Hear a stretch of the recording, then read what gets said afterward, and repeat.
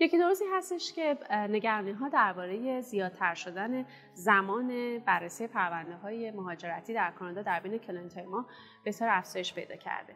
دقت کنید که زیادتر شدن زمان بررسی به معنای تغییر قانون یا سختگیرتر شدن IRCC در بررسی پرونده‌ها نیست. احتمالاً به خاطر این هستش که بخوان پرونده‌هایی که از سال‌های گذشته انباشته شده رو سریعتر بررسی بکنن. به خاطر همین هستش که شما در مورد بعضی از اپلیکیشن‌ها شما وقتی که می‌خواید پروسسینگ تایم پرونده خودتون رو چک بکنید، از شما میپرسه که چه زمانی پرونده شما دقیقاً ارسال شده به IRCC. بنابراین پیشنهادمون هست که صبور باشین، مدارک خودتون رو به روز نگه دارید و منتظر بمونیم که ببینیم که آپدیت جدید IRCC در ماه‌های آینده چه خواهد بود. Delphon Immigration, your path to the Canadian dream.